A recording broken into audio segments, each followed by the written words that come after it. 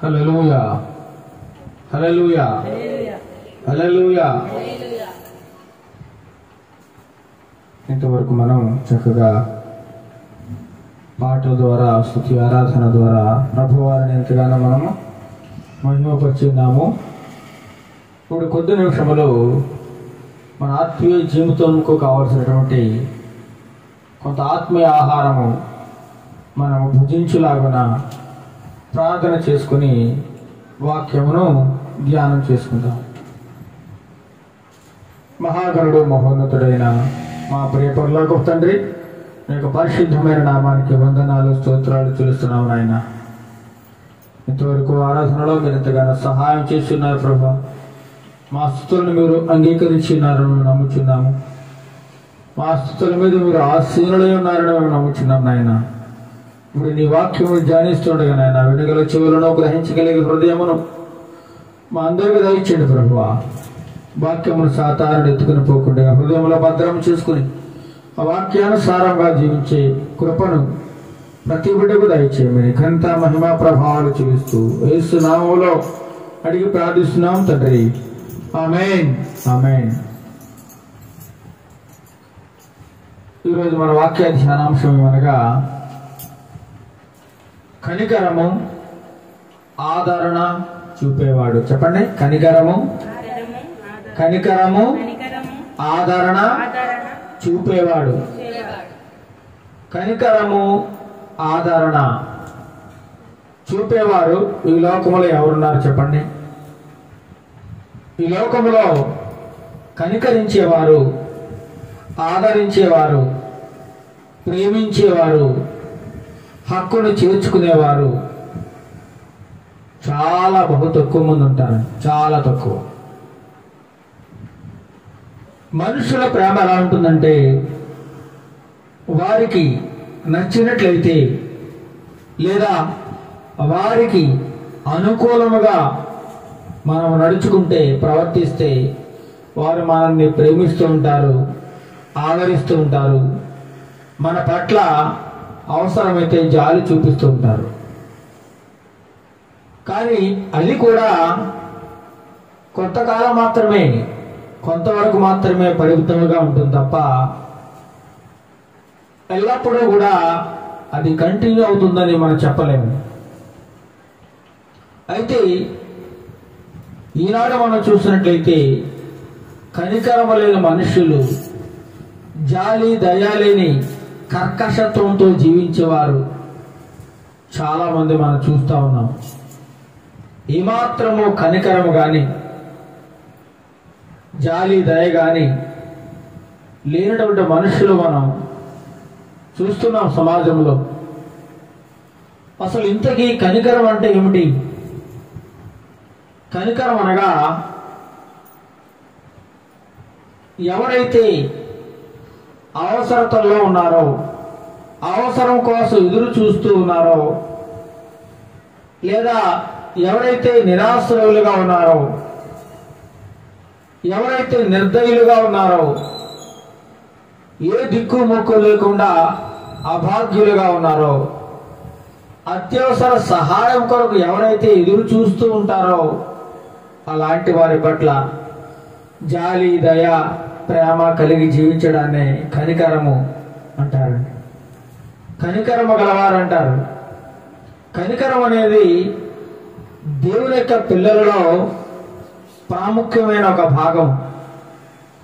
ప్రతి ఒక్కరు కూడా దేవుని పిల్లలు అని చెప్పుకునేవారు తప్పనిసరిగా కనికరం ఉండాలి వారి జీవితాల్లో. ఆదరణ కూడా ఉండాలని దేవుని వాక్యం సెలవిస్తూ ఉంది. ఈ లోకంలో యేసుక్రీస్తు ప్రభువారు లోకంలో ఉన్న మనుషుల పట్ల మొదట కనికరం చూపించారు, వారి మీద జాలి పడ్డారు. అంతేకాకుండా వారిని ఎంతగానో ప్రేమించారు. ప్రేమించడంతో సరిపెట్టకుండా ఆదరించి హక్కును చేర్చుకున్న దేవుడు మన దేవుడు. అందుచేతని ఈరోజు కనికరము ఆదరణ చూపే దేవుని గురించి మనం ఈరోజు మాట్లాడుకుంటూ ఉన్నాం. చాలా మంది కఠినమైన స్వభావం కలిగి ఉంటారండి. కఠినం వారి మనస్సు చూస్తే చాలా కఠినంగా ఉంటుంది. చాలా విషయాల్లో ఏమాత్రం వారికి కనికరం ఉండదు. అలాంటి వారిని వాక్యం ఏమి సెలవిస్తుందంటే రాతి గుండెగలవారు. ఏంటండి? రాతి గుండెగలవారు అంటాం, మనం సాధారణంగా అంటాం. చూడండి ఎంత కఠినాత్ముడు, ఎంత కఠినంగా జీవిస్తున్నాడో. ఏంటి ఇతని మనసు ఇలా ఉంది, లేదా ఈమె మనసు ఇంత కఠినంగా ఉంది ఏంటని చాలాసార్లు మనం మాట్లాడుకుంటూ ఉంటాం. కఠినత్వం, చాలా కర్కశంగా ప్రవర్తిస్తూ ఉంటారు చాలా మంది. అయితే దేవుని వాక్యం ఏమైనా సెలవిస్తుందో ఒకసారి చూద్దామా? మత్తయి సువార్త 5వ అధ్యాయము 7వ వచనం. మత్తయి సువార్త 5వ అధ్యాయము 7వ వచనంలో దేవుడు స్వయముగా కొండ మీద కూర్చుండి తన శిష్యులకు ఆయన నోరు తెరిచి ఈ విధంగా బోధ చేస్తా ఉన్నాడు. ఈ విధంగా జీవించాలి అనేటువంటి ఉద్దేశాన్ని శిష్యులకు నేర్పిస్తూ ఉన్నటువంటి గొప్ప మాటలు అక్కడ. ఆయన బోధ కొండ మీద ప్రసంగంలో మనకు కనబడుతూ ఉందండి. మత్తయి సువార్త 5వ అధ్యాయం 7వ వచనంలో చదవండి.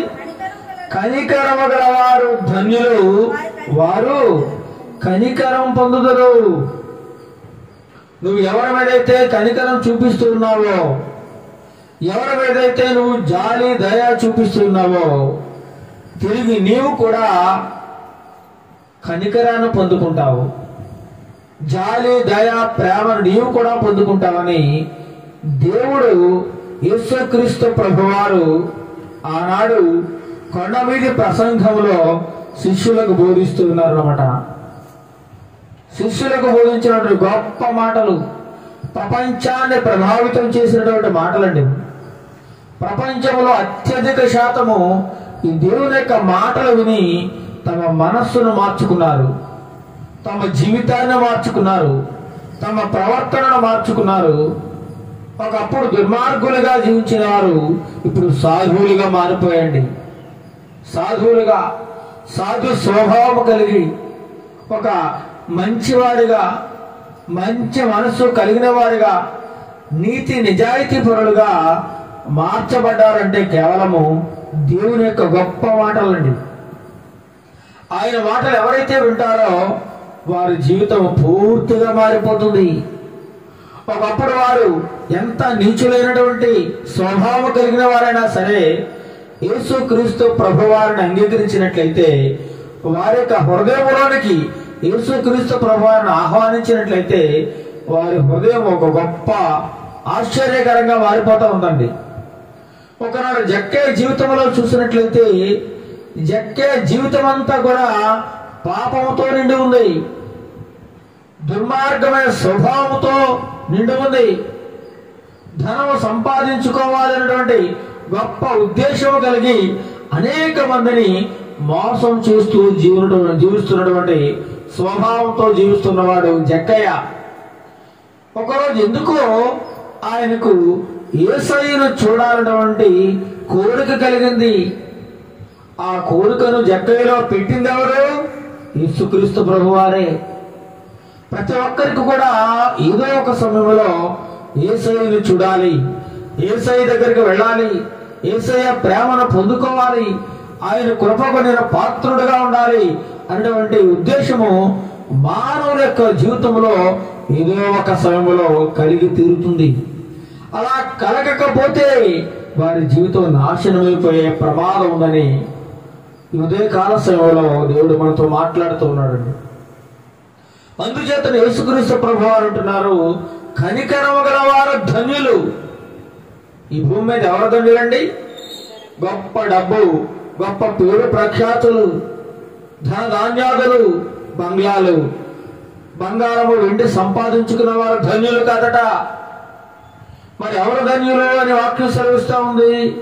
ఎవరైతే కనికరము చూపిస్తూ ఉంటారో, పేదల పట్ల, అభాగ్యుల పట్ల, అనాథల పట్ల, దిక్కులేని వారి పట్ల, ఎటువంటి ఆధారం లేని వారి పట్ల ఎవరైతే జాలి దయ ప్రేమ కనికరము చూపిస్తూ ఉంటారో అలాంటి వారు ధన్యులు. గ్రేట్ అంటున్నాడు. అలాంటి వారే గ్రేట్. అంతే తప్ప నువ్వు గొప్ప ధనవంతుడు అయితే నిన్ను గ్రేట్ అని లోకమంటుంది తప్ప యేసుక్రీస్తు ప్రభువారు నిన్ను మాత్రం ఎట్టి పరిస్థితుల్లో కూడా గ్రేట్ అనరు, ధన్యుడుగా భావించరు. ఎందుకంటే వారి యొక్క మనసంతా ధనము అనేటువంటి వ్యామోహంతో నిండిపోయి ఉంటుంది. కాబట్టి యేసుక్రీస్తు ప్రభువారికి వారి యొక్క హృదయంలో ఎటువంటి చోటు లేదు. కాబట్టి వారిని దేవుడు ఏమాత్రము ఇష్టపడే అవకాశం లేదండి. ఎవరైతే కనికరము చూపిస్తూ ఉంటారో పేదల పట్ల, దిక్కు లేని వారి పట్ల, వారిని మాత్రమే దేవుని వాక్యము ధన్యులు అని సెలవిస్తూ ఉంది. అలాంటి వారు తిరిగి వారు కూడా ఏం పొందుకుంటారట? కనికరం పొందుకుంటారు. నువ్వు ఏది చేస్తే అదే నీకు తిరిగి వస్తుంది. ప్రకృతిని నువ్వు నాశనం చేస్తే అదే ప్రకృతి నుండి నాశనం చేస్తా ఉంది. అదే ప్రకృతి. నువ్వు మనుషులను పాడు చేస్తే తిరిగి నువ్వు కూడా పాడైపోయే అవకాశం ఉంది. నువ్వు ఏది చేస్తే అదే నీవు తిరిగి పొందుకుంటావు. నువ్వు ఏ పంట వేస్తే అదే పంటను తిరిగి కోస్తావు అనే వాక్యం సెలవిస్తా ఉంది. నువ్వు మంచి చేస్తే నీకు మంచే జరుగుతుంది. ఒకవేళ నువ్వు చెడు చేసినట్లయితే అదే చెడు నీకు తిరిగి రివర్స్లో వస్తుందన్నమాట. కాబట్టి మనము నిరంతరము కూడా యేసు ప్రభువారు తన బోధనలో, తన పరిచర్య విధానంలో మాట్లాడే మాటలు ఏంటంటే, నీతిగా జీవించండి, ప్రేమ కలిగి జీవించండి, కనికరము కలిగి జీవించండి, దీన మనస్సు కలిగి జీవించండి, సాత్వికముతో జీవించండి, హృదయం శుద్ధి కలిగి జీవించండి, సమాధానం కలిగి జీవించండి. ఎంతసేపు కూడా దేవుని బోధ ఇదే. పొరుగువారిని ప్రేమించండి, పొరుగువారి పట్ల ప్రేమ కలిగి జీవించండి అని చెప్పి దేవుని వాక్యం సెలవిస్తా ఉంది. ఇదే దేవుని మాటలు మహాత్మా గాంధీని కూడా ఎంతగానో ప్రభావితం చేశాయి. అందుచేతనే ఒక చెంప కొడితే రెండో చెంప చూపించమంటూ ఉంటాడు. రెండో చెంప అది దేవుని ప్రేమ. దేవుని ప్రేమలో ఉండే గొప్ప లక్షణం ఉన్నది. ఎవరైతే ప్రభువును కలిగి జీవిస్తారో వారికి ఆ యొక్క ప్రభు యొక్క లక్షణాలు వచ్చేస్తాయంతే ఆటోమేటిక్గా. ఎందుకంటే వాక్యానికి లోబడే వారికి, వాక్యానికి విధేయత ఇచ్చేవారికి, వాక్యం పట్ల భయము భక్తి కలిగి జీవించే వారికి దేవుని యొక్క లక్షణాలు ఒకటి కూడా వచ్చేస్తూ ఉంటాయట. వారి జీవితంలో ఇక పాపములకు చోటు ఉండదు. పాపము చేయడానికి ఎటువంటి ఆస్కారం ఉండదట. ఇంకా చూస్తే ఇంకొక మాట, లూకాసు సువార్త 6వ అధ్యాయం 36వ వచనంలో కూడా చూడండి. దేవుడు ఒక గొప్ప మాట వ్రాయించి ఉన్నాడు. లూకాసు సువార్త 6వ అధ్యాయము 36వ వచనం. కాబట్టి మీ తండ్రి కనికరము గలవాడై ఉన్నట్లు మీరును కనికరము గలవారై ఉండుడి. మన తండ్రి ఎలాంటి వాడట? దేవాది దేవుడు, కనికరము గల దేవుడై ఉన్నాడు. మీ తండ్రి కనికరము గలవాడుగా ఉన్నాడు. కాబట్టి మీరు కూడా ఎలా ఉండాలి? కనికరము గలవారుగా ఉండాలన్న వాక్యం సెలవిస్తూ ఉంది. మరి మనం కనికరము కలిగి జీవిస్తూ ఉన్నామా? ఎవరికైనా సహాయం చేస్తూ ఉన్నామా? ఎవరి పట్ల జాలి, దయ, ప్రేమ కలిగి జీవిస్తున్నామా? ఎంతసేపు నా గొడవ రాదే, ఎంత వచ్చినా నాకే కావాలి, నేనే బాగుండాలి అనేటువంటి స్వభావంతో జీవిస్తున్నావా? ఒక వ్యక్తి తన ఉద్యోగ జీవితంలో చక్కగా దేవుడు ఒక మంచి ఉన్నతమైన స్థితి ఇచ్చాడు. దానితో తృప్తి చెందకుండా ఇంకా కొన్ని బిజినెస్లు చేసి ఇంకా కొంత ఆస్తిని కూడబెట్టాడు. దానితో కూడా తృప్తి చెందకుండా ఇంకా కావాలని అడ్డదారిలో, అక్రమమైన మార్గంలో ఇంకా డబ్బును సంపాదిస్తూనే ఉన్నాడండి. ఇంకా డబ్బును సంపాదిస్తూ ఉన్నాడు. ఇంకా కావాలి. స్వనీతి, నేనే నేనే అంతా నాదే, అంతా నాకే కావాలి అనేటువంటి బుద్ధి కలిగి ఎవరైతే జీవిస్తూ ఉంటారో వారిలో దేవుడు ఉండడండి, దేవుడు ఉండడు. ఒక యవనస్తుడు దేవుడి దగ్గరికి వచ్చి నిత్య జీవానికి నేను వారసుని అవ్వాలంటే నేనేం చేయాలి అనేటువంటి ప్రశ్నను యేసుక్రీస్తు ప్రభువారిని అడిగినట్లుగా మనం దైవ గ్రంథంలో చూడగలం. నేను ఆ నిత్య జీవాన్ని పొందుకోవాలి, మీరు బోధిస్తూ ఉన్నారు కదా, నిత్య జీవం గురించి, పరలోక రాజ్యం గురించి బోధిస్తూ ఉన్నారు. ఆ పరలోక రాజ్యమును నేను సొంతం చేసుకోవాలంటే నేనేం చేయాలి అని ఆ యవనస్తుడు యేసుక్రీస్తు ప్రభువారిని అడుగుతూ ఉండగా యేసుక్రీస్తు ప్రభువారు గొప్ప సమాధానం ఇచ్చారండి. మోషే ఇచ్చినటువంటి ఆజ్ఞలను నువ్వు తప్పనిసరిగా పాటించు అన్నాడు. ఆ మాటకు ఆ యవనస్తుడు ఏమన్నాడంటే, నా చిన్నతనం నుంచి కూడా మోషే ఆజ్ఞలను నేను పాటిస్తూనే ఉన్నాను, ధర్మశాస్త్రమును పాటిస్తూనే ఉన్నాను, ఆజ్ఞల్లో ఒకటి కూడా నేను తప్పిపోకుండా జీవిస్తూ ఉన్నాను అని యేసుక్రీస్తు ప్రభువారికి సమాధానం ఇచ్చినప్పుడు యేసుక్రీస్తు ప్రభువారు ఒక గొప్ప మాట మాట్లాడారు ఆ యవనస్తుడితో. అయితే నీలో ఒకటి కొదువుగా ఉంది, నీలో ఒకటే కొదువుగా ఉంది, అంతా బాగానే ఉంది, ప్రార్థన బాగానే చేస్తున్నావు, పాటలు బాగానే పాడుతున్నావు, వాక్యం బాగానే చదువుతున్నావు, బోధిస్తున్నావు, అంతా బాగుంది, అంతా బాగుంది, కానీ నీలో ఒకటి కొదువుగా ఉంది. మన జీవితాల్లో కూడా ఏదో ఒకటి కొదువు ఉంటుంది, ఏదో ఒక లోపం ఉంటుంది, ఏదో ఒక తప్పు ఉంటుంది. ఎవరు కూడా పరిపూర్ణమైన దైవ భక్తులు లేరండి, పరిపూర్ణమైన ఆత్మీయత కలిగిన వారు కూడా లేరు. ఏదో ఒక విషయంలో తప్పిపోతూనే ఉంటారు. ఆ యవనస్తుడు కూడా యేసు ప్రభువారు చెబుతూ ఉన్నారు, నీలో ఒకటి కుదురుగా ఉంది. ఏంటయ్యా ప్రభువా చెప్పండి అన్నప్పుడు, నీకు విస్తారమైన ఆస్తి ఉంది.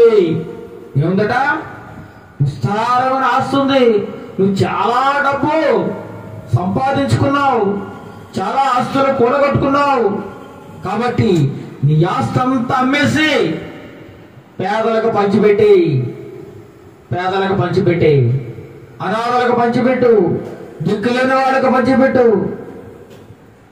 అప్పుడు నువ్వు వచ్చి నన్ను వెంబడించు, అప్పుడు నీకు నిత్య రాజ్యం దొరుకుతుంది అన్నప్పుడు ఆ యవనస్తుడు యేసుక్రీస్తు వారి పట్ల అసహ్యముతో ఆ మాటలు ఏమాత్రము నచ్చక వ్యసనపడి మరి వెనక్కి లేకుండా వారిపోయేట.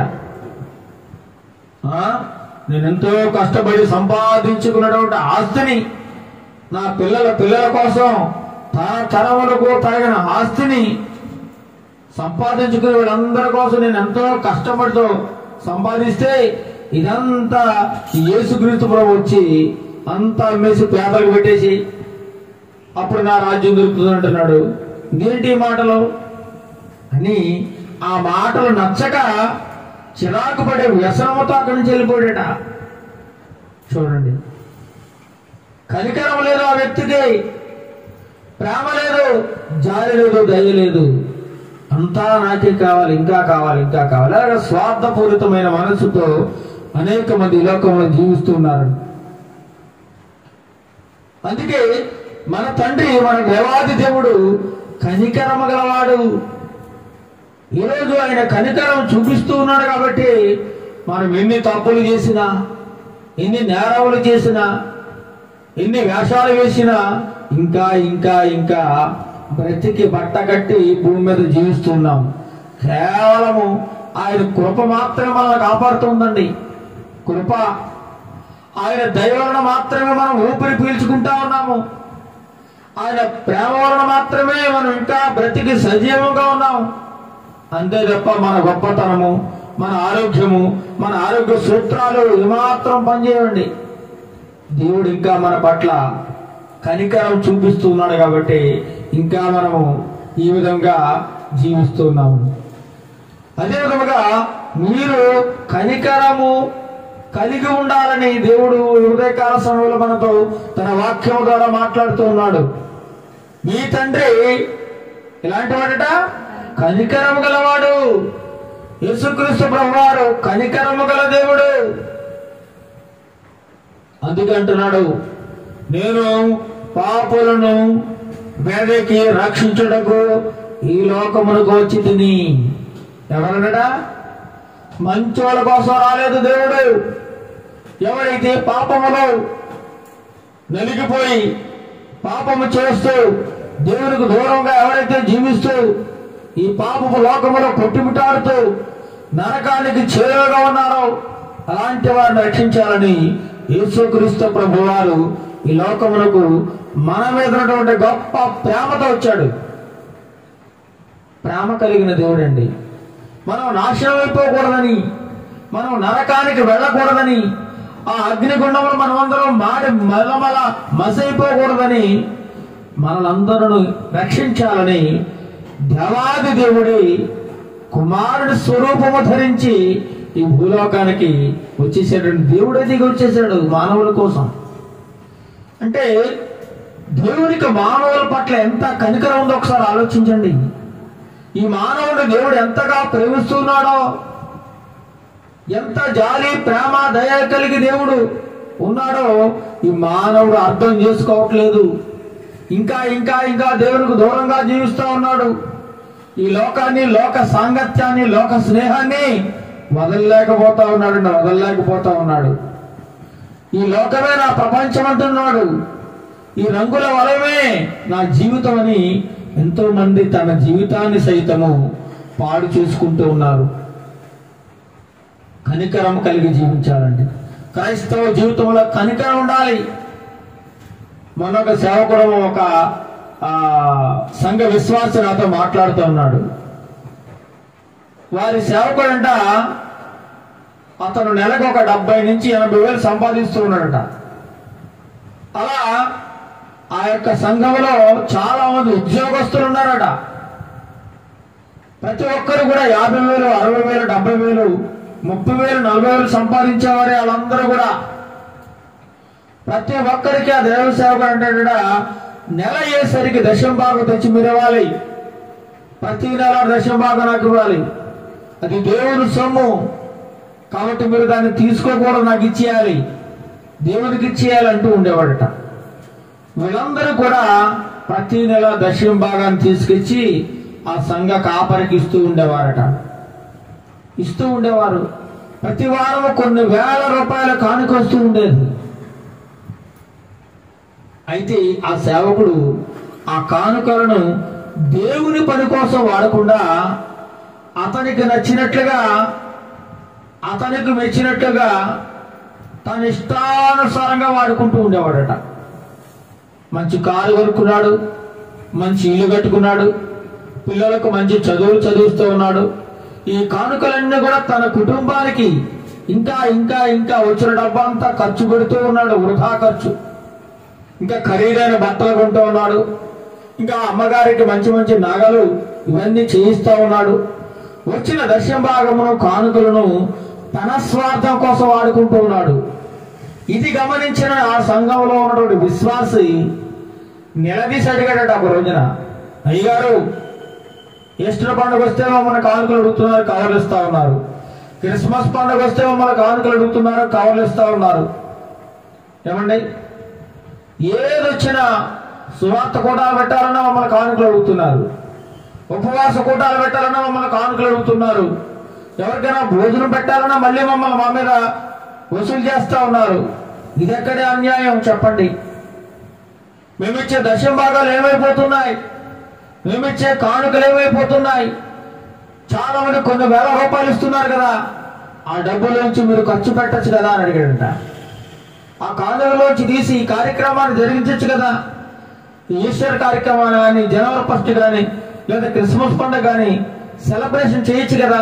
మళ్ళీ మళ్ళీ మమ్మల్ని డబ్బులు ఎందుకు అడుగుతున్నారు?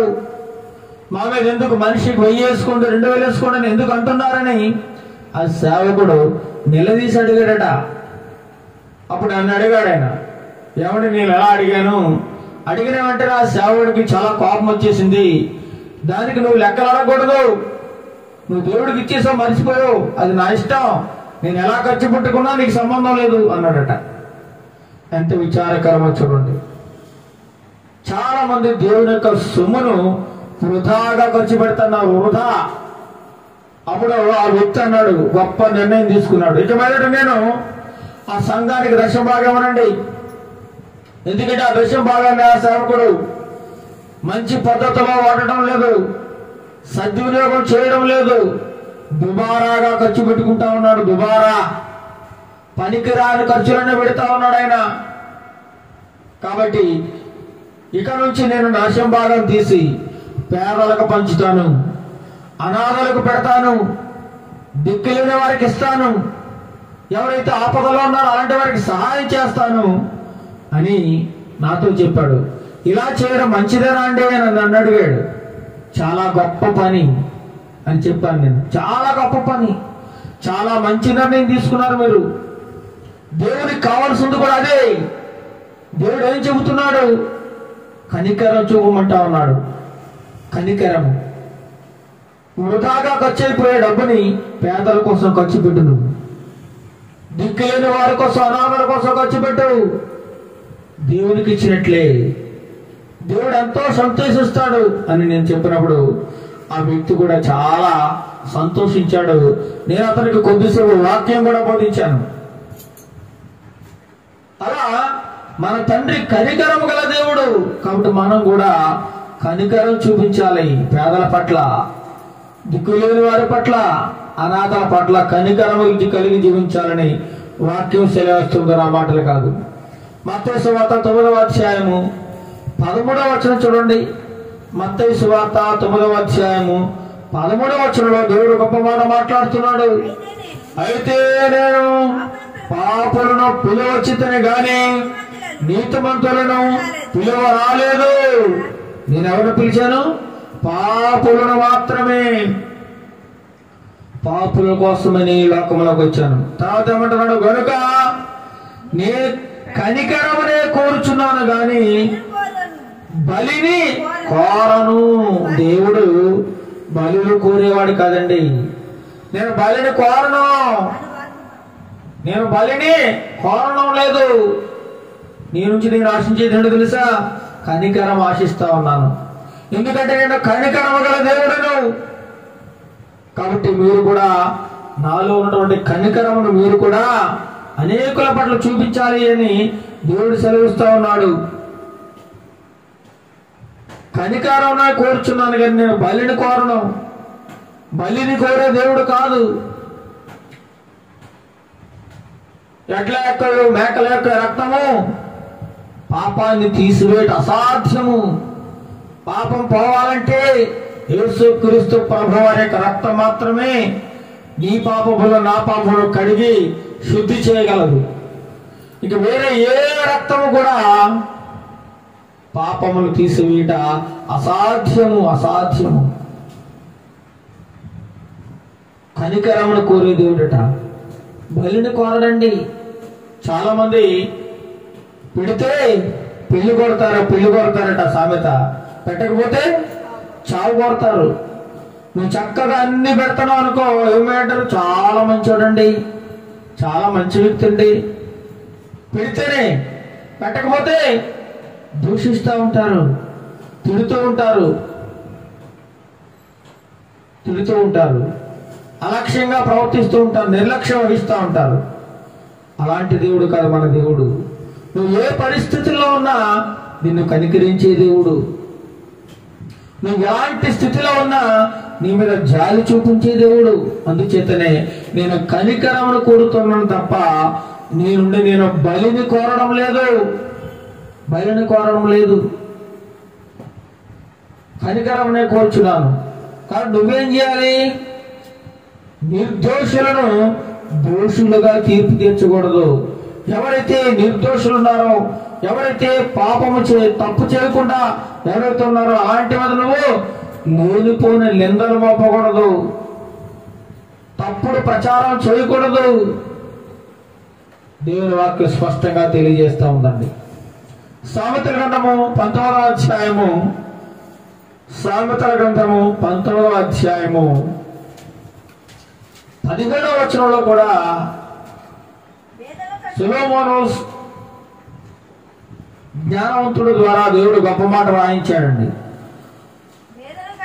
బీదలను కనికరించేవాడు యెహోవాకు అప్పిచ్చేవాడట. నువ్వు దేవునికే అప్పిచ్చేవాడు అయిపోతావు. ఎప్పుడు? నువ్వు ఎప్పుడైతే బీదలను కనికరిస్తూ ఉంటావో దేవునికి అప్పిచ్చేవాడు అట. నువ్వు మనం ఎంతలో చెప్పండి, దేవునికి అప్పిచ్చేంత గొప్పవాడమా? కానీ నువ్వు ఎవరైతే పేదలకు నువ్వు అప్పిస్తావో, ఎవరైతే పేదలకు సహాయం చేస్తావో, దేవాది దేవునికి నువ్వు అప్పించినారు. యేసుక్రీస్తు ప్రభు వారికే డైరెక్ట్ గా నువ్వు అప్పించినాడు అయిపోతావు. ఎంత ఉన్నతమైన మాట చూడండి. నువ్వు బీదలను కనికరించేవాడైతే యెహోవాకు నువ్వు అప్పించేవాడుగా ఉంటావట. అప్పించేవాడుగా ఉంటావు. ఎంతో గొప్ప మాట చూడండి. కనికరం చూపించాలి. అనాథల పట్ల, పేదల పట్ల ఎవరున్నారో తెలుసుకోవాలి. సంఘంలో సేవకుడు పనిది. ఎవరైతే పేదరికంలో కష్టాలు, బాధలు, ఇబ్బందులు, ఉపద్రవములు, ఎవరైతే రోగములతో సతమతమవుతూ ఉన్నారో, ఎవరింట్లో కష్టం వచ్చిందో తెలుసుకుని ఆ సేవకుడు వారికి సహకారిగా ఉండాలి, సహాయం చేయాలి. ఒక సేవకుడు ఉన్నాడట. ఒక ఊర్లో ఒక పేద విధవరాలు ఉంది. ఆమెకు ఎవరు సహాయం చేసేవాడు ఎవరు ఆదరించేవారు కూడా లేదు. గవర్నమెంట్ పెన్షన్ ఇస్తుంది. ఆ పెన్షన్తోనే నెలంతా బతుకుతుంది. కొడుకులు లేరు, కూతురు లేదు, భర్త లేడు, ఎవరు లేరు, బంధువులు లేరు. చాలా వృద్ధురాలు. రేపో మాపో చనిపోయే పరిస్థితి. అలాంటి ఆమె దగ్గరికి వెళ్ళి, అమ్మా నీ పెన్షన్లో నువ్వు దశమ భాగం వాళ్ళ దేవుడికి, దశమ భాగం అవ్వకపోతే నీకు శాపం వస్తుంది, దేవుడు నేను ఇష్టపడడు అని చెప్పి చివరికి ఆ ముసలి వ్యక్తిని కూడా, ముసలామని కూడా వదలకుండా ప్రతి ఒక్కరి దగ్గర ఇలాగ దండుకుంటూనే ఉన్నాడట ఆ సేవకుడు. ఎంతో విచారకరం చూడండి. ఆ ముసలామ దగ్గరికి వెళ్ళి, ఆ వృద్ధురాల దగ్గరికి ఇంకా సహాయం చేయాల్సింది పోయి, ఆమెకి ఏమైనా పెట్టాల్సింది పోయి, ఆమెనే ఇంకా దశభాగం కానుక అడుగుతున్నాడంటే ఎంత విచారకరమో చూడండి. ఎంత విచారకరం. చాలా చోట్ల ఈ రోజున క్రైస్తవ్యం లోకమైపోవడానికి కారణం, అనేక మంది అన్యులు క్రైస్తవులను దూషించడానికి కారణం ఈ అడుక్కు తినే పాస్టర్లు చాలా ఎక్కువైపోయారు. అడుక్కు తినేవాళ్ళు తెల్లారు లేస్తే ప్రతి ఇంటికి తిరగడం, ప్రార్థన చేయాలని వెళ్ళడం, వాళ్ళు ఏదో ఇస్తారని ఆశించి వెళ్ళడం. ఎంత విచారకరమో చూడండి. ఇలాంటి వారు ఎక్కువైపోయారు. వారికి కనికరం లేదు. సంఘములోని పేదల పట్ల, అనాథల పట్ల, దిక్కులేని వారి పట్ల ఏమాత్రం కనికరం లేకుండా అనేక మంది జీవిస్తూ ఉన్నారు. మరి యేసు ప్రభువారు ఏమంటున్నారు ఇక్కడ? నేను కనికరమును కోరుతున్నాను. కనికరము గలవారు మాత్రమే ధన్యులు. కనికరము గలవారు మాత్రమే ధన్యులు. ఎవరైతే పేదలకు అప్పిస్తాడో వాడు డైరెక్ట్ గా నాకే అప్పించినట్లు దేవునికి అప్పించినవాడు అయిపోతాను. ఒక్కసారి పేదలను కనికరించి చూడు, పేదలకు సహాయం చేసి చూడు, నువ్వు దేవునికి సహాయం చేసినట్లు, దేవునికి అప్పించినట్లుగా ఉంటుంది. చూడ మత్తయి సువార్తలో దేవుడు ఒకరోజు ఒక వ్యక్తి పట్ల అపారమైన కనికరం చూపించేశాడు దేవుడు. చూద్దామా? మత్తయి సువార్త 20వ అధ్యాయము 29 నుంచి చదవండి. మత్తయి సువార్త 20వ అధ్యాయము 29 నుంచి. వారు యెరికో నుండి వెళ్ళుచుండగా బహుజన సమూహము ఆయన వెంట వెళ్ళారు. యేసుక్రీస్తు ప్రభువారు ఏ ఊరు వెళితే ఆ ఊరు జనం తండోపతండాలండి. ఎందుకోసం వచ్చేవారు? కేవలం తమ జబ్బులు పోగొట్టుకోవడానికి, స్వస్థత పొందుకోవడానికి. యేసు ప్రభువారు కూడా వెళ్తే ఏదైనా దొరుకుతుందేమో ఆశించి చాలా మంది వచ్చేవారట. ఎందుకంటే 5 రొట్టెలు 2 చిన్న చేపలు 5,000 మందికి ఆహారంగా పెట్టిన దేవుడు. ఆయన కూడా వెళితే ఏదైనా దొరుకుతుంది మనకు భోజనం, లేదైతే మన రోగాలు పోతాయి, మనకు స్వస్థతలు కలుగుతాయి, మనకు మేలు జరుగుతుందనే ఉద్దేశంతో జనాలు ఆయన ఎక్కడ వెళితే అక్కడికి జనం తండోపతండాలుగా వేలాది మందిగా తరలి వస్తూ ఉండేవారట. అదే ఒకరోజు ఎరుకో నుంచి యేసుప్రభు వారు బయలుదేరి వెళ్తూ ఉన్నప్పుడు జన సమూహం కూడా ఆయన వెంట వెళ్తా ఉన్నారట. అప్పుడు చూడండి, ఇదిగో త్రోవ ప్రక్కన కూర్చున్న ఇద్దరు గుడ్డివారు కనిపెట్టారు. జనాలు అందరూ మాట్లాడుకుంటా ఉన్నారు. ఆ త్రోవ పక్కన అడుక్కుంటా ఉన్నారు. ఒక గుడ్డివాళ్ళు, ఇద్దరు గుడ్డోళ్ళు ఆ దారిని పోతా ఉండేవాళ్ళు. అభిమా మమ్మల్ని కనికరించండి, మేము గుడ్డివాళ్ళము, కళ్ళు లేని వారము అన్నప్పుడు ఎవరో ఒకరు ₹1 ₹2 సహాయం చేస్తుంటే వారితో వాడు జీవనాన్ని కొనసాగిస్తూ ఉండేవారట. అడుక్కు తినేవారు వాళ్ళు. పాపం చాలా ఇబ్బందుల్లో చాలా కాలంగా చూడండి. కళ్ళు లేకపోతే చాలా భయంకరం అండి, చాలా భయంకరం. ఈరోజు కళ్ళు ఉన్నాయి కాబట్టి ఈ యొక్క ప్రపంచంలోని అనేక రకాల వంతాలను, విశేషాలను మనం చూడగలుగుతున్నాం. ఈ రంగుల ప్రపంచాన్ని ఆస్వాదించగలుగుతున్నాం. కళ్ళు మనకు తేటగా వెలుగుమయంగా ఉన్నాయి. అదే కళ్ళు లేని వారి జీవితాన్ని ఒకసారి మనం ఆలోచించినట్లయితే అంధకారం, చీకటి వారికి, మనకి కేవలం రాత్రి మాత్రమే చీకటి, కానీ వారికి ప్రతి సంవత్సరము చీకటే, జీవితాంతము చీకటి బ్రతుకులో జీవిస్తూ ఉన్నారు. వాళ్ళు చాలా భయంకరమైన పరిస్థితి. ఎక్కడికి వెళ్ళలేరు, ఇటు కదలలేరు, నడవలేరు. వారికి దారి చూపించేవారు కూడా ఎవరు ఉండరండి. చాలా భయంకరమైన పరిస్థితి. గుడ్డివారిని చూస్తే చాలా బాధ కలుగుతుంది మనకి. అయ్యో, నాకు కళ్ళుండి నేను ఏమీ చేయలేకపోతున్నానే అనే బాధ కలుగుతూ ఉంటుంది. అయితే చాలా కాలంగా గుడ్డివారు ఆ దారి పక్కన కూర్చుండి వచ్చి పోయేవారిని భిక్ష అడుక్కుంటూ జీవన విధానాన్ని కొనసాగిస్తూ ఉండగా ఆ దారిన యేసు ప్రభు వారు వస్తున్నారని చెప్పి జనాలు తండోపతండాలుగా పరుగులెడుతూ ఉన్నప్పుడు యేసయ్య వస్తున్నాడు, యేసయ్య వస్తున్నాడు అని అందరూ మాట్లాడుకుంటున్నప్పుడు ఆ మాటలు ఈ గుడ్డివారి చెవులో పడ్డాయి. ఎందుకంటే అప్పటికి యేసు ప్రభు వారు అనేక మంది స్వస్థపరుస్తూ ఉన్నారు. అనేక మందికి రోగములను బాగు చేస్తూ ఉన్నారు. దయ్యములను వెళ్ళగొడుతూ ఉన్నారు. చనిపోయిన వారిని సైతం లేవనెత్తుతూ ఉన్నారు. రకరకాల వ్యాధులను, ఎలాంటి వ్యాధిగ్రస్తులు వచ్చినా శుద్ధులైపోతా ఉన్నారు. ఈ మాటలన్నీ కూడా ఈ గుడ్డోళ్ళు చెవులు పడ్డాయి. ఇద్దరు గుడ్డోళ్ళు ఏమంటున్నారు తెలుసా? ప్రభువా, దావీదు కుమారుడా, మమ్మ కరుణింపుమని కేకలు వేసిరి. కేకలు విడేస్తా ఉన్నారు. అల్లంత దూరంలో యేసు ప్రభువారు ఇంకా వస్తూ ఉన్నారు. వస్తూ ఉండగానే, ఓ ప్రభువా, ప్రభువా, దావీదు కుమారుడా, ఓ యేసుక్రీస్తు ప్రభువా, మమ్మల్ని కనికరించండి అయ్యా, కనికరించండి, మమ్మల్ని దయ చూపించండి అయ్యా, దయ చూపించండి అయ్యా అని ఎంతగానో అరుస్తూ ఉన్నారు. కేకలు వేస్తా ఉన్నారు గుడ్డివాళ్ళిద్దరు కూడా. మమ్మల్ని కరుణించండి, కరుణించండి, కరుణించండి అని కేకలు వేస్తూ ఉన్నప్పుడు చాలా మంది జనమట, గుడ్డోళ్ళ రాగండి, ఎందుకు ఆరుస్తారు? మీకు ఏం పని పడాలరా? మీకు అడుక్కు తినేవాళ్ళారా?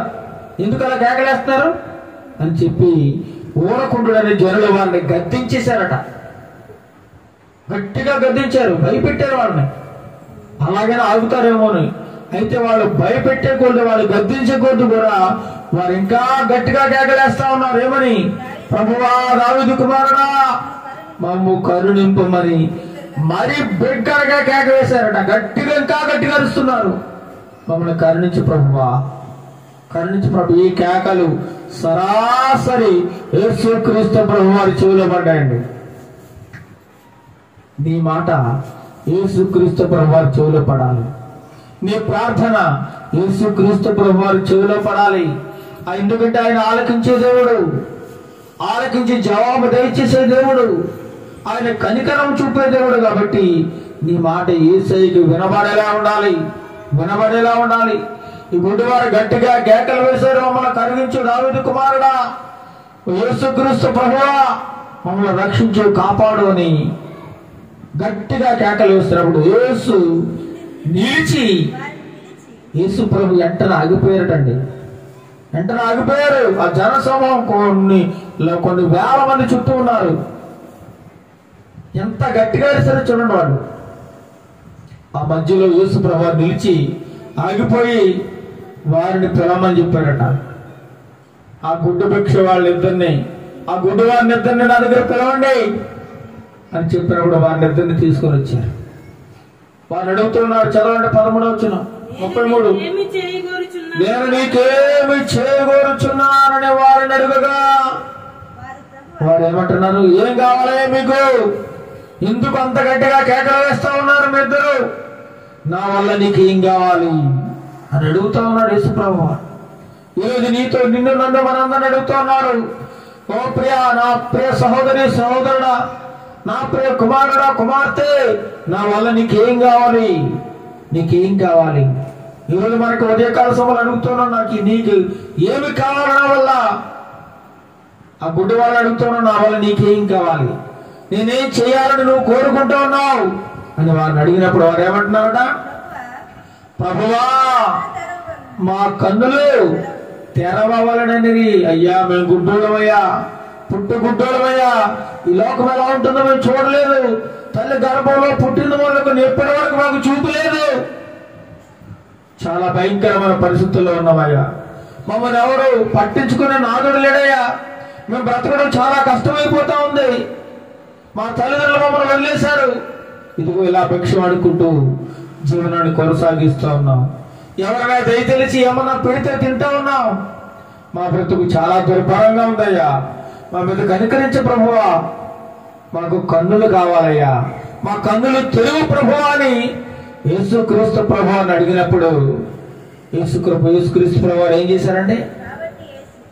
కాబట్టి యేసు ఏం పడ్డాడట? కనికరపడి. వెంటనే వారి మాటలు విని యేసుక్రీస్తు ప్రభు వారు కనికరపడ్డాడు. ఈరోజు మన అంశం కూడా అదే, కనికరపడ్డాడు. ఎవరి పట్ల? గుడ్డి వారి పట్ల, కన్నులు లేని వారి పట్ల, పొట్టిన మొదలుకొని చూపు లేని వారి పట్ల, అందుల పట్ల దేవుడు కనికరపడి వారి కన్నుల మీద చేయి వేశారట. అయితే ఇలా రండి అని చెప్పి వారి కన్నుల మీద చేయి పెట్టాడు. ఎప్పుడైతే యేసుక్రీస్తు వారి కన్నుల మీద అలా చేయి వేశాడో, వారిని ఎప్పుడైతే ముట్టుకున్నాడో వెంటనే వారు ఏం చేశారట? దృష్టి పొంది ఆయన వెంట వెళ్ళిరి. చూడండి, ఆయన కనికరంలో గొప్ప అద్భుతం ఉందండి. ఆయన నీ మీద కనికరపడ్డాడా, నీ పరిస్థితి మారిపోద్ది.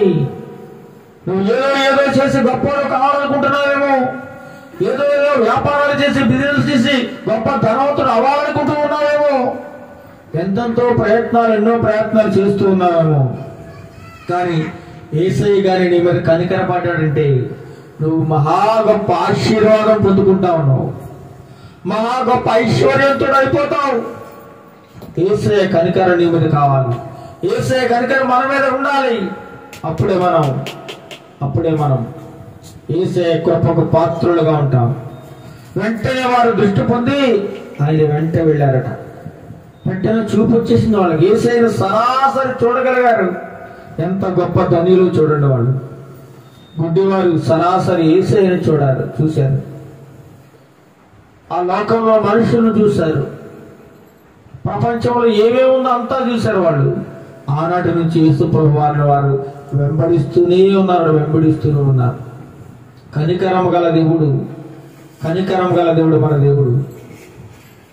ఎలాంటి వారినైనా కనికరించే దేవుడు. ప్రభు నేను పాపిని కరుణించు ప్రభు అంటే వెంటనే నేను కనికరిస్తాడు. నీ పాపాన్ని తొలగిస్తాడు, నీ పాపాన్ని తుడిచేస్తాడు. చూడండి, సామెతల గ్రంథము 28వ అధ్యాయము 13వ వచనంలో కూడా గొప్ప మాట కనబడతా ఉంది. సామెతల గ్రంథము 28వ అధ్యాయము 13వ వచనంలో, సామెతల గ్రంథము 28వ అధ్యాయము 13వ వచనం, అతిక్రమములను దాచిపెట్టువాడు వర్ధిల్లడు, వాటిని ఒప్పుకొని విడిచిపెట్టేవాడు కనికరం పొందును. నువ్వు కనికరం పొందాలంటే ఇంతకాలం చేసినట్టు పాపాలున్నా చూసావు, ఈ పాపాలన్నీ ఒప్పేసుకో.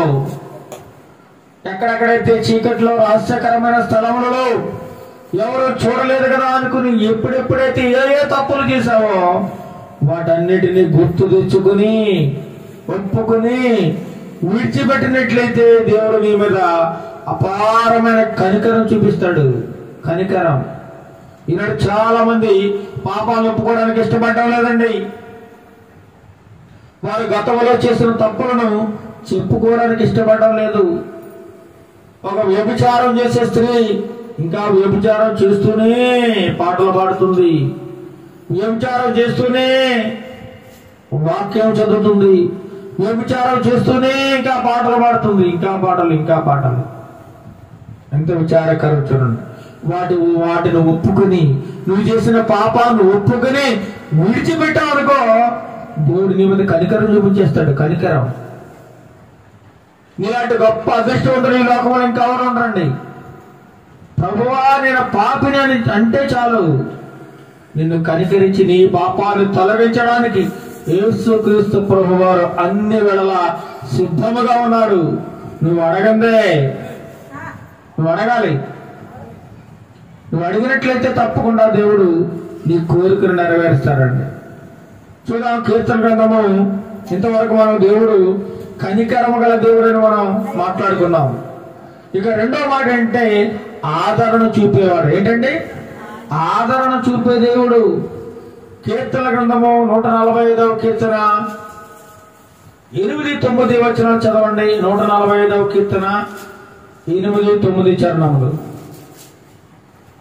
కీర్తన గ్రంథం 145. యెహోవా దయా దాక్షిణ్యములు గలవాడు, ఆయన దీర్ఘశాంతుడు, కృపాతిశయము గలవాడు. యెహోవా దయా దాక్షిణ్యాలు గలవాడట. దీర్ఘశాంతుడు.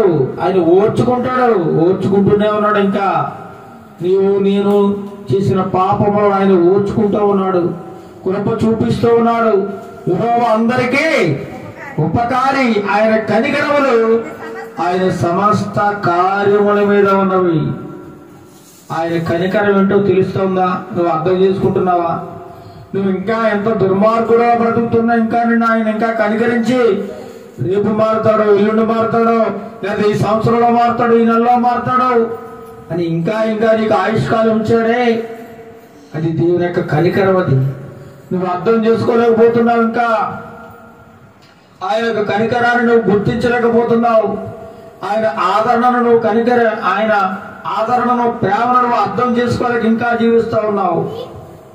ఆయన ఆదరించే దేవుడు. ఏమంటాడండి?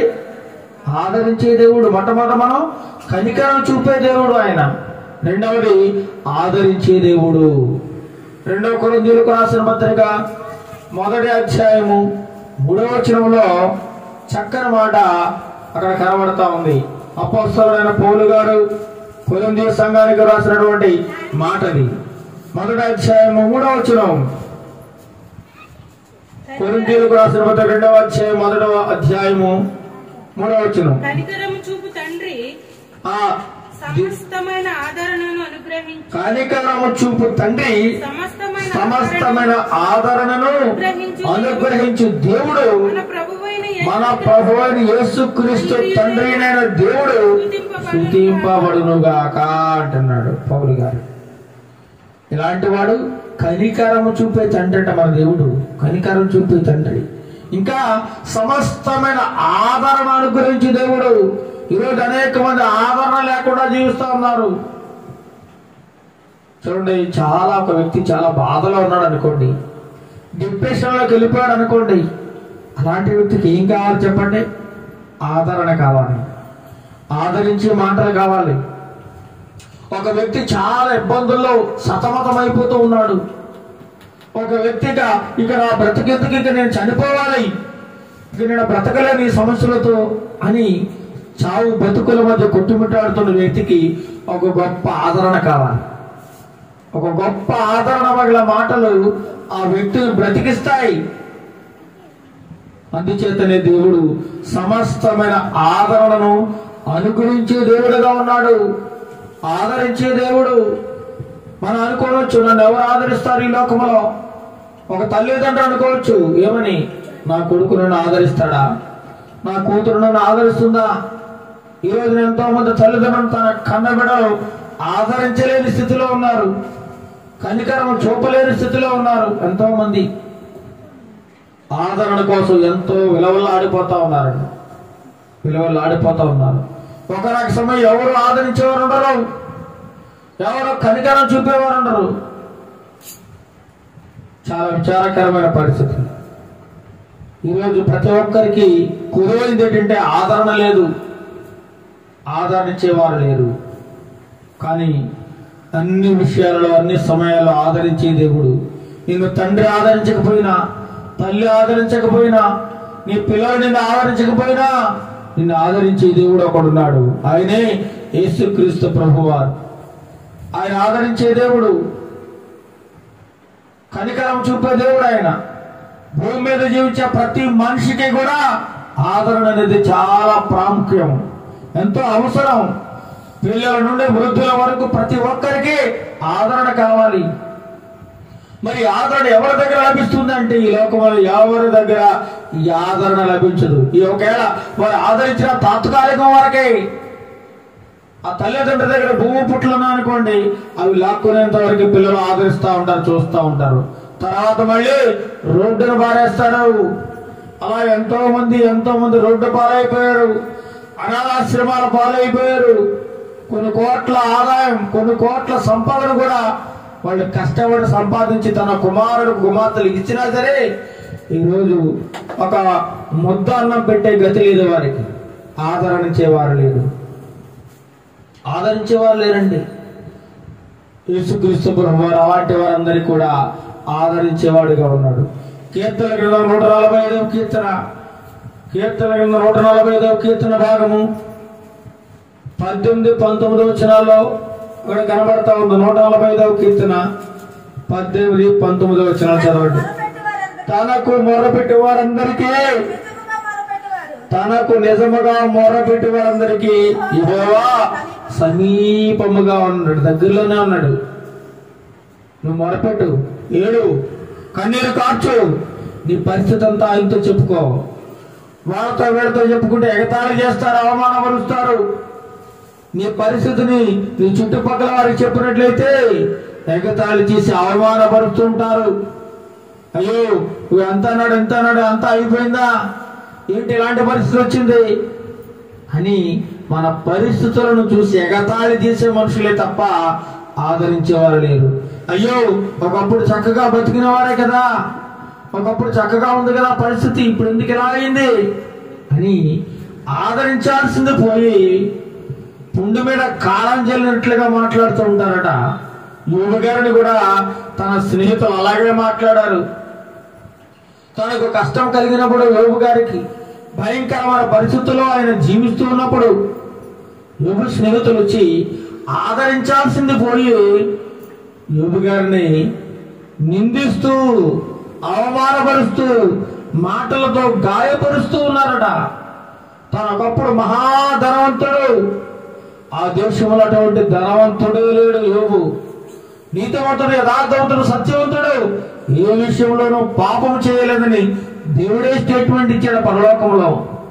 అలాంటి వ్యక్తిని పాడైపోగానే, తనకున్న సమస్తాన్ని కోల్పోగానే ప్రాణ స్నేహితులు అతన్ని విసిగిస్తూ, వేధిస్తూ, మాటల తోటాడు పేరుస్తూ, గాయపరుస్తూ ఉన్నారు. నువ్వేదో భయంకరమైన పాపం చేసి ఉంటావు, దేవుడికి విరోధంగా జీవించుంటావు, దేవుని దృష్టిలో ఏదో రహస్యమైన పాపం చేసి ఉంటావు, అందుకే నీకు ఈ గతి పెట్టింది, అందుకే నీ శరీరం అలా కుళ్ళిపోయింది, అందుకే నువ్వు ఇంత యాతన పడుతున్నావని చాలా నిష్ఠురంగా మాట్లాడారు స్నేహితులు. చూడండి, మన స్నేహితులు ఎవరో తెలియాలంటే మనకు ఆపద సంభవించినప్పుడు తెలుస్తుంది మన నిజమైన స్నేహితులు ఎవరో. నిజమైన స్నేహితులు ఎవరో, దొంగ స్నేహితులు ఎవరో నువ్వు కష్టంలో ఉన్నప్పుడే నీకు తెలిసిపోద్ది, నువ్వు గమనించుకోవాలి. కానీ అన్ని వేళలా మనల్ని ఆదరించే నిజ స్నేహితుడు యేసుక్రీస్తు ప్రభువారు. ఎవరైతే తన యందు భయభక్తులు కలిగి తనకు నిజముగా మొరపెడతారో అలాంటి వారందరికీ నేనున్నాను, నీకు ఏం పర్వాలేదని సమీపముగా ఉన్నాడు ఆదరించడానికి దేవుడు. తన యందు భయభక్తులుగా వారి కోరిక ఆయన నెరవేరుస్తాడట. వారి మొర ఆలకించే దేవుడుగా ఉన్నాడు, ఆదరించే దేవుడుగా ఉన్నాడండి. నిజముగా నువ్వు మొరపెట్టాలి. యెహోవా యొక్క దృష్టిట నీతిమంతుల మీద ఉందట. 34వ కీర్తన చదవండి, 15వ చరణం. 34వ కీర్తన 15వ చరణంలో దేవుని యొక్క దృష్టి ఎవరి మీద ఉందో తెలుసా? ఎవరైతే నీతిగా జీవిస్తుంటారో. నీకు డబ్బు లేకపోయినా పర్వాలేదు, ఆస్తి లేకపోయినా పర్వాలేదు, అంతస్తు లేకపోయినా పర్వాలేదు, నువ్వు నీతిగా బతకాలి, నిజాయితీగా ఉండాలి. చదవండి. యెహోవా దృష్టి నీతిమంతుల మీద ఉందట. ఆయన చెవులు వారి మొరలను ఒగ్గి ఉన్నవి. ఆయన దృష్టి నీతిమంతుల మీద ఉంది.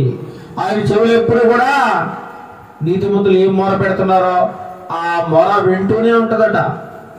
నువ్వేం బాధపడుతున్నావు ఆయనకు తెలుసు, ఏ కష్టాలు పడుతున్నావు ఆయనకు తెలుసు. సమస్తాన్ని చూస్తా ఉన్నాడు.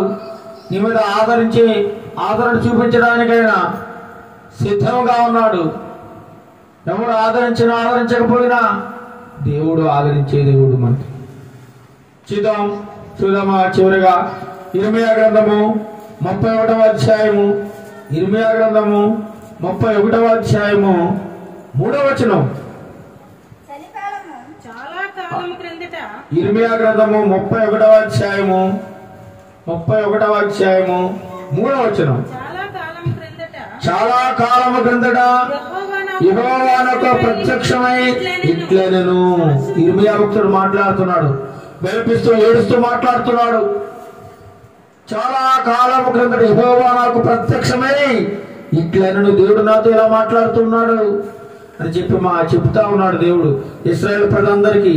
శాశ్వతమైన ప్రేమతో నేను నిన్ను ప్రేమించుచున్నాను గనుక విడువక నీ ఎడల కృప చూపుచున్నాను అంటున్నాడు. ఇశ్రాయేలు పట్ల దేవుడు గొప్ప కృప కలిగిన వాడుగా ఉన్నాడు. ఐగుప్తు దేశంలో వారు పడిన ఇబ్బందులను చూశాడు, వారు పడిన కష్టాన్ని చూశాడు. వారు ఎంత నలిగిపోతున్నారు, ఎంత వేదన చెందుతున్నారో దేవుని పిల్లలు వారి బాధను కళ్ళారా చూసిన దేవుడు శాశ్వతమైన ప్రేమతో నేను నిన్ను ప్రేమిస్తున్నాను కాబట్టి నేను విడిచిపెట్టను, నేను నీ నిరంతరము కృప చూపువాడనగా ఉన్నాడు. కృప చూపే దేవుడు మన దేవుడు, నిన్ను విడిచిపెట్టే దేవుడు కాదు. కీర్తన గ్రంథము 94వ కీర్తన 19వ చరణం.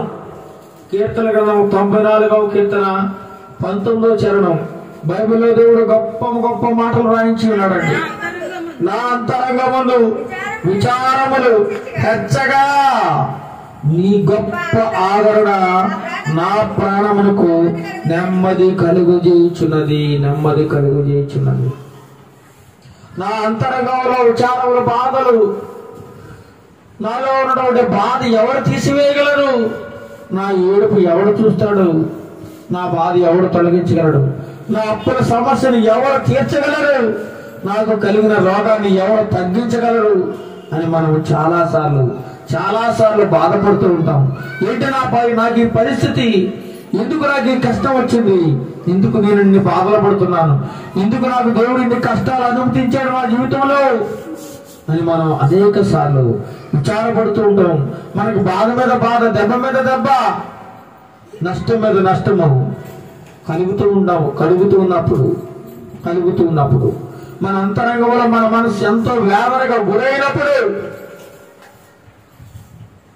మన జీవితంలో బాధలు పెరిగిపోతూ ఉన్నప్పుడు, కష్టాలు పెరిగిపోతూ ఉన్నప్పుడు, నష్టాలు పెరిగిపోతూ ఉన్నప్పుడు, ఇబ్బందులు పెరిగిపోతూ ఉన్నప్పుడు, ఆర్థిక పరమైన సమస్యలు ఎక్కువైపోతూ ఉన్నప్పుడు, అప్పుల బాధ పెరిగిపోయినప్పుడు దేవుడు అంటున్నాడు, నా గొప్ప ఆదరణ నీకుంది.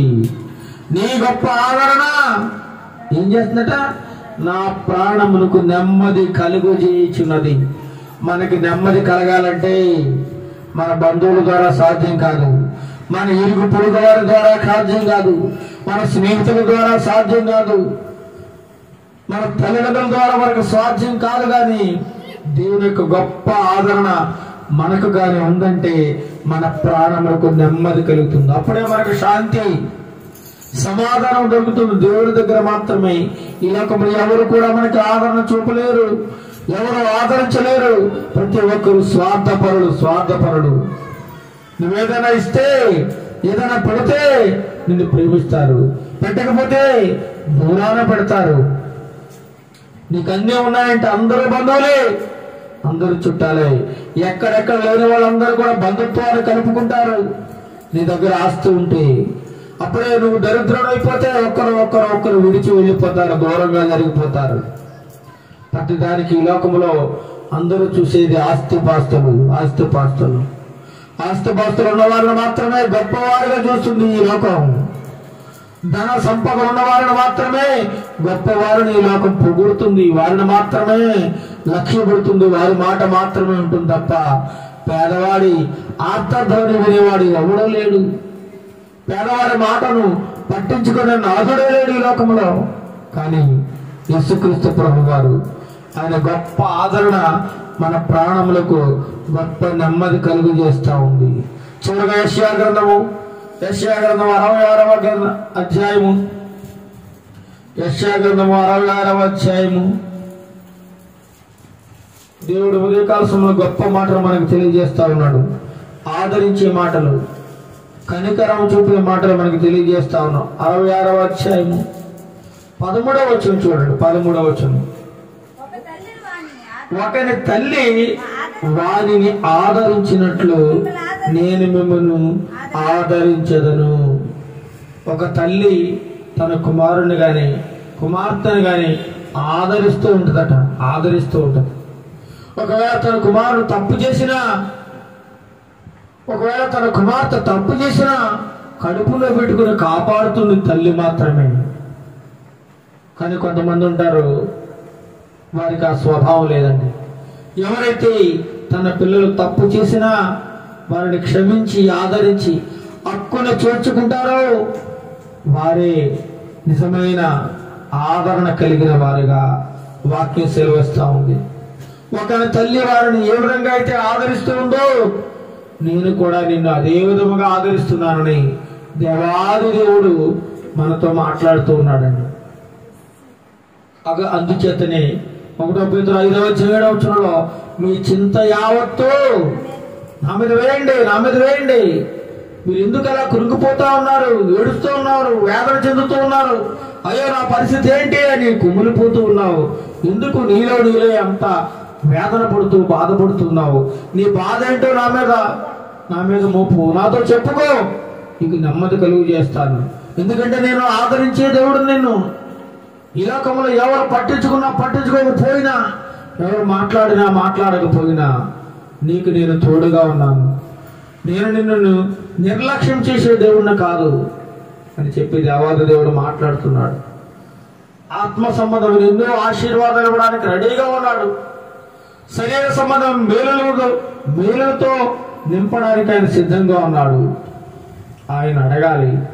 వారవారిన స్వాస్థ్యమును కలుగు చేసే దేవుడిగా ఉన్నాడు మన దేవుడు. కాబట్టి మనకు నిరంతరము కావాల్సింది దేవుని యొక్క కనికరం మన పట్ల ఎల్లప్పుడూ ఉండాలి.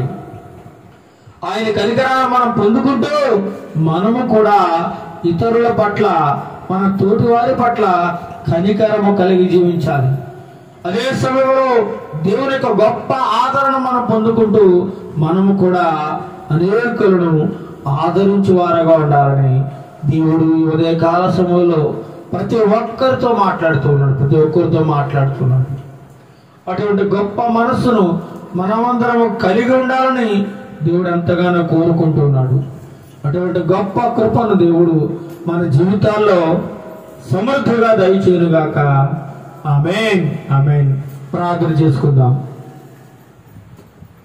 నిన్న నేడు నిరంతరం ఏకరీతిగా ఉన్న మా దేవా, నీకే వందనాలు స్తోత్రాలు చెల్లిస్తున్నాం నాయన. ఇప్పుడు మన తండ్రి ప్రభా, మాతో ఉదయకాల సమయంలో చక్కగా మాట్లాడినందుకు, నీ వాక్య వెలుగులోంచి అనేకమైన మర్మముల విషయములు మాకు బోధించినందుకు నీకు వందనాలు స్తోత్రాలు చెల్లిస్తున్నాం నాయన. నీవు కనికరము గల దేవుడు నాయన. నీ కనికరము పొందుకోవాలి నాయన. ఎవరైతే కనికరము కలిగి జీవిస్తారో వారు తిరిగి కనికరాన్ని పొందుకుంటారని నీ వాక్యం ద్వారా మాట్లాడా ప్రభు. నీ కనికరం చాలా గొప్పది ప్రభు. మేము అనేక సార్లు మాకు ఆదరించేవారు లేరని, మమ్మల్ని ఆదుకునేవారు లేరని ఎన్నో సార్లు మేము కుమిలిపోతున్న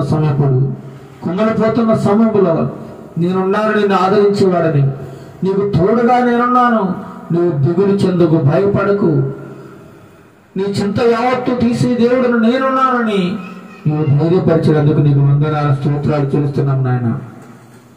మేము అనేకమైన కష్టములో, బాధల్లో, శోధనలో ఉన్నాం తండ్రి ప్రభువా.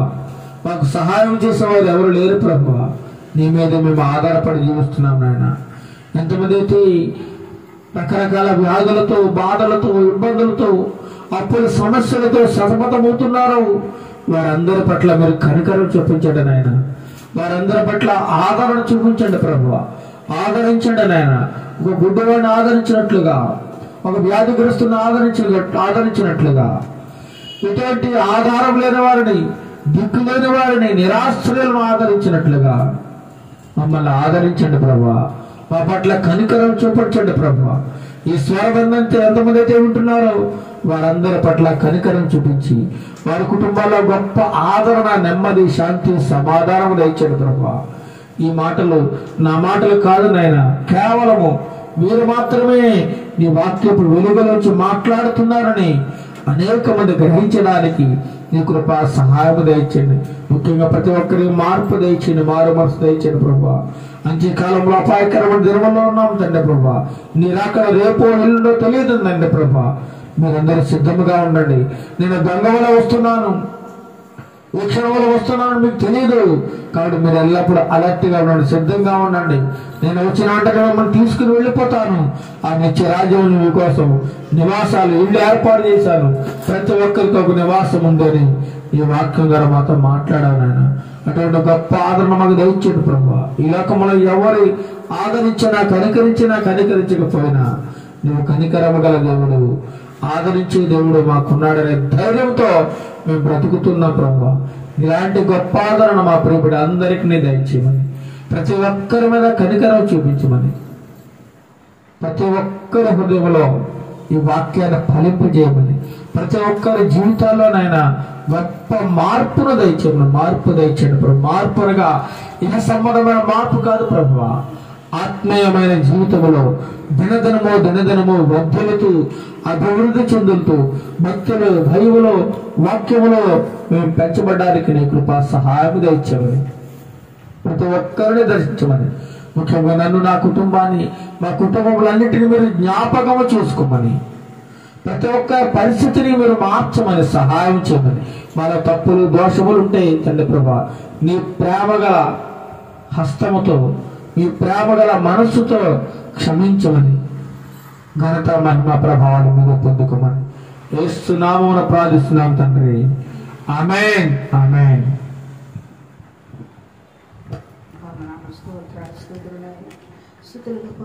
నా తండ్రి, నీకే అనాది వందనాలు ప్రభావాలు, స్థుతులు సమస్తం నీదైనా మాది.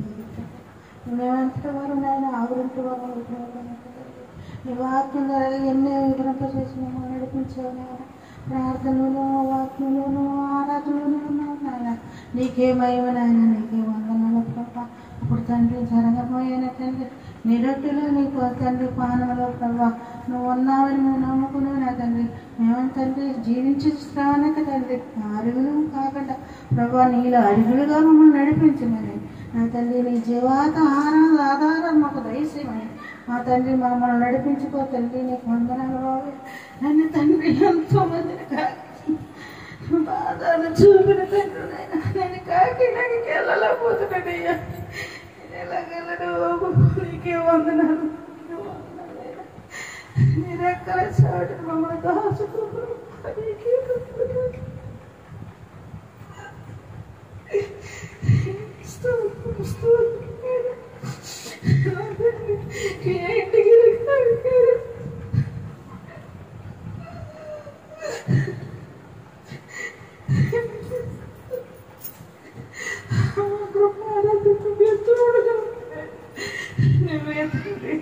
బిడ్డలు మార్చుకుని నువ్వే మహిమ పొందుకో ప్రభా.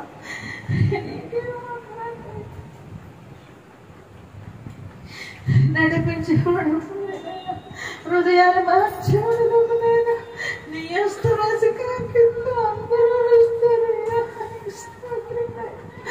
నీ అస్తతో పుట్టిన పవిత్రం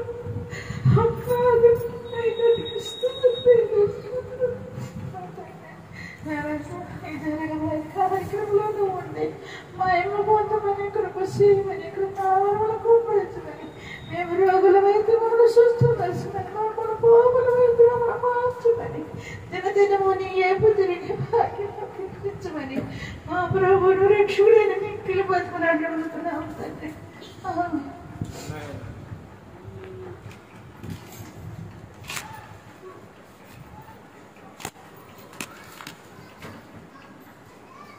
ఒక వాక్య భాగం చదువుకుందాం.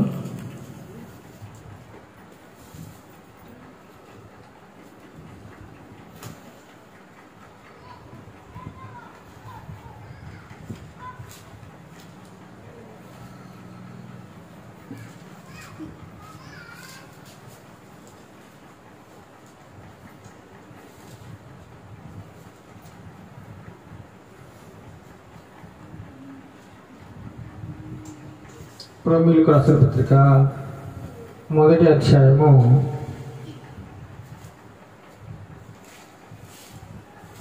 23 నుండి చివరి వరకు మన మధ్యలో ఉన్న ప్రభువులకు వచ్చి చదివిపిస్తాం.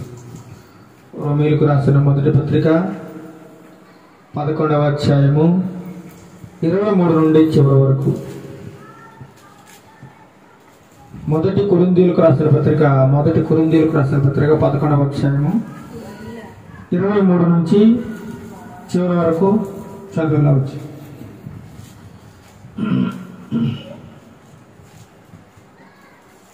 ఈ వాక్యం మన జాగ్రత్తగా వినండి.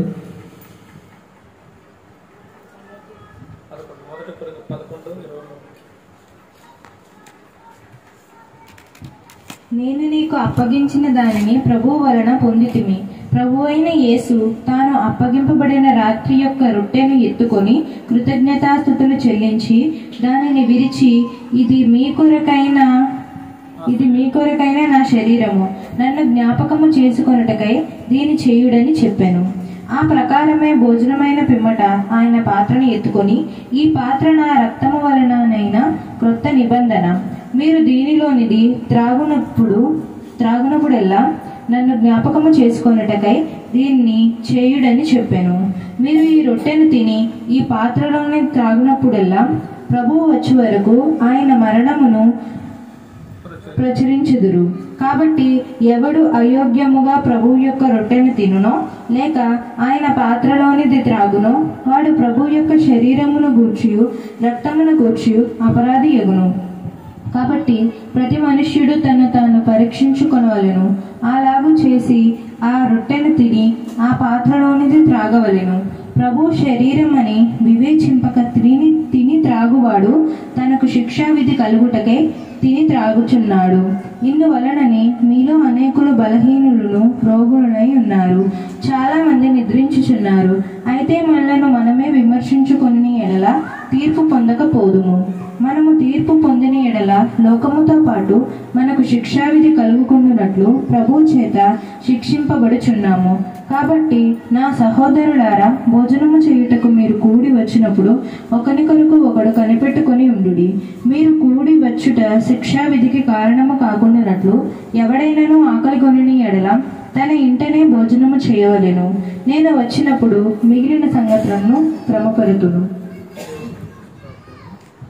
దేవుడి వాక్య భాగమును దీవించి ఆశీర్వదించునుగాక.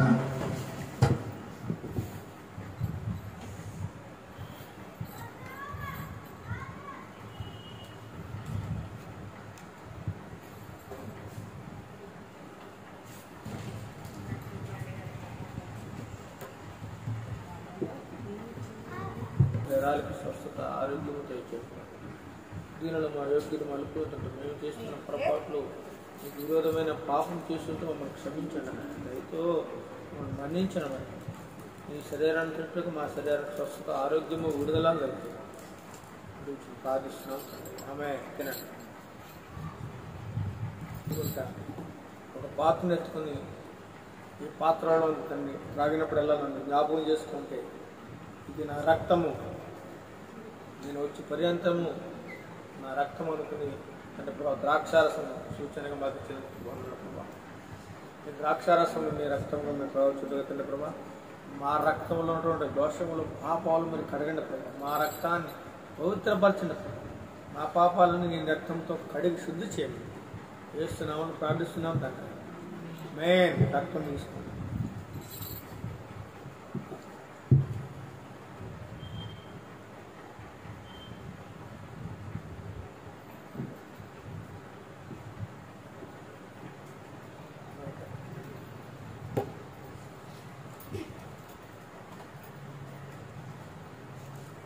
పరలోక ప్రార్థన చేసుకుందాం.